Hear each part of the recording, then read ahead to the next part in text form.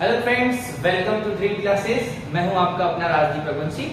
आज हम इस वीडियो में भारतीय इतिहास के स्रोत के रूप में हम भारत के प्रमाणिक ग्रंथ वेदों का अध्ययन करेंगे। तो आइए मेरे साथ जो MPPSC, MPSI, railway constable all exams के लिए, जीके के लिए महत्वपूर्ण टॉपिक है, बिंदु है, इसका अध्ययन करते हैं।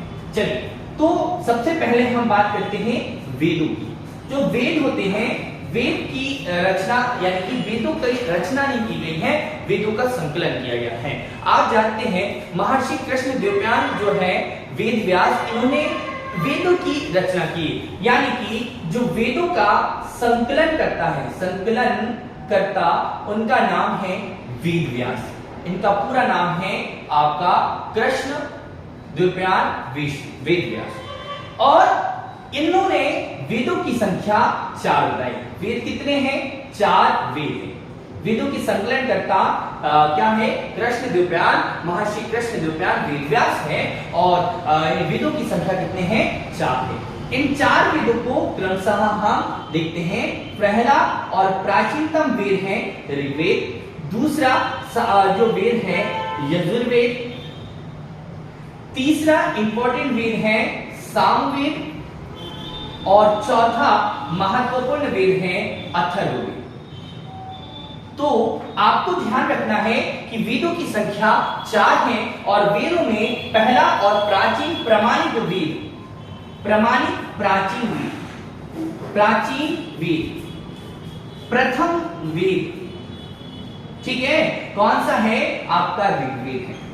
ठीक, इसके बाद यजुर्वेद जो है ये कर्मकांडीय प्रथा या यज्ञों के बारे में जानकारी के लिए बनाया गया वेद है, ये यजुर्वेद।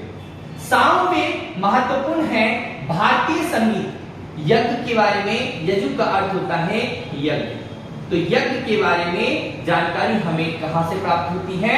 यजुर्वेद, यज्ञ विधि विधान। आगे सामवेद जो है ये भारतीय संगीत का जनक, भारतीय संगीत का जनक, संगीत का जनक जो है वो कौन है? आपका सामवेद है। बहुत ही इंपॉर्टेंट है, यहां से एक क्वेश्चन आपके एग्जाम में आना है। आप वीडियो को लाइक कीजिए और अपने दोस्तों को शेयर भी कीजिए, और ऐसे वीडियो आपके लिए बहुत ही इंपॉर्टेंट होने वाले हैं। आप आगे देखते हैं, अगला जो महत्वपूर्ण जो है वेद है वो है अथर्ववेद। अथर्ववेद जो है ये जादू टोना, वशीकरण, आपके शिल्प वेद, चिकित्सा आदि से संबंधित है अथर्ववेद। ये सबसे नवीन है, मतलब ये बाद में नवीन वेद या बाद में बनाया गया वेद। अथर्व ऋषि के द्वारा या उनके पुत्र कुशवा के द्वारा बनाया गया वेद अथर्ववेद इनके नाम पर पड़ा। सामवेद भारतीय संगीत के जनक के रूप में जाना जाता है, और भारतीय संगीत जिसमें हम सात सुरों के बारे में जाते हैं, सारे गामा पादा निसा, तो वही सामवेद है। ठीक है, तो यहां पर मैंने आपको 4 वेद के बारे में बताया। चलिए आगे बढ़ते हैं। जो बहुत महत्वपूर्ण है प्राचीन वेद है ऋग्वेद। इतिहास के स्रोत में हमने सबसे पहले जब 1921 में जो है दयाराम साहनी द्वारा, याद रखना है बेटा, 1921 ईस्वी में, 1921 ईस्वी में दयाराम साहनी द्वारा, बहुत ही इंपॉर्टेंट ये क्वेश्चन पूछा गया है बहुत सारे एग्जाम में, चाहे आप एसएससी का एग्जाम देख लो, एमपी पुलिस, रेलवे या फिर जेल पहरी, किसी भी एग्जाम में देख लो, तो ये क्वेश्चन आया है कि 1921 में दयाराम साहनी, आपको ध्यान रखना है कि हड़प्पा नामक एक बहुत ही महत्वपूर्ण शहर की खोज की, और यहाँ रावी नदी के किनारे खोजा गया एक स्थल था, यह हड़प्पा सभ्यता से संबंधित था। जब हड़प्पा सभ्यता की खोज की तब भारतीय इतिहास 2000 साल पहले चला गया, जबकि हम सबसे पहले ये मानते थे कि भारतीय इतिहास ऋग्वेद से शुरू होता है, अर्थात वेदों के समय से ही भारतीय वैदिक सभ्यता से भारतीय इतिहास शुरू होता है, जबकि प्राचीन और आगे चला गया। तो हम ऋग्वेद का अध्ययन करते हैं, कि हमने यहाँ पर आपको ऋग्वेद के बारे में बताया। चलिए आगे, तो ऋग्वेद क्या है इसको देखते हैं। ऋग्वेद जो है 4 वेद मैंने आपको बता दिए। 4 वेद जो है ये संकलन करता, मैंने आपको बता दिया। सबसे पहला ऋग्वेद। जो ऋग्वेद है ये आपका कैसा वेद है? प्राचीन वेद, प्राचीन वेद, बहुत इंपॉर्टेंट। इस ऋग्वेद में 10 मंडल हैं, 1028 सूक्त हैं और इस मंडल में 10,462 ऋचाएं हैं।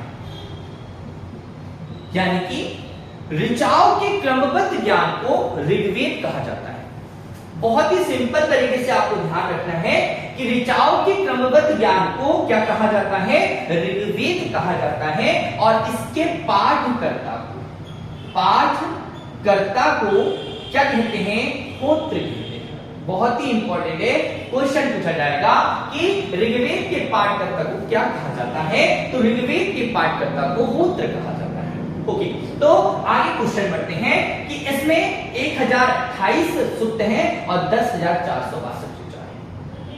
इस ऋग्वेद में इंद्रदेव का बहुत ही इंपॉर्टेंट है, इंद्र को पुरंदर भी कहा गया, पुरंदर की संख्या अर्थात किलो को तोड़ने वाला। इंद्र के बारे में लगभग 250 ऋचाओं का वर्णन है। अग्निदेव के बारे में इसमें 200 ऋचाओं का वर्णन किया गया। अन्य देवताओं के बारे में भी इसमें मिलता है। भारत की प्राचीन नदियों के बारे में हमें यहीं से उल्लेख मिलता है, जिनमें हम जैसे कि अभी इनको वर्तमान में हम झेलम, चिनाब, रावी, व्यास, सतलज के नाम से जानते हैं, जबकि इनका पहला पुराना नाम जैसे वितिस्ता, पारुष्णी, सदुत्री, विपाशा, इनके नाम से उन्हें जाना जाता है। तो ऋग्वेद में 10 मंडल हैं और प्रथम मंडल एवं 10वां मंडल बाद में जोड़ा गया, मतलब लास्ट में इन मंडलों को जोड़ा गया है, इनकी रचना की गई है। जो दूसरा मंडल, सेकेंड मंडल और से लेकर से 7वें मंडल तक के मंडल को गोत्र मंडल कहा गया है। क्या कहा गया? गोत्र मंडल कहा गया। जो तीसरा मंडल है बहुत ही इंपॉर्टेंट है बेटा, तीसरा मंडल बहुत ही इंपॉर्टेंट है, थर्ड मंडल। ये सूर्यपुत्री सावित्री को समर्पित गायत्री मंत्र की रचना, यानी कि गायत्री मंत्र का वर्णन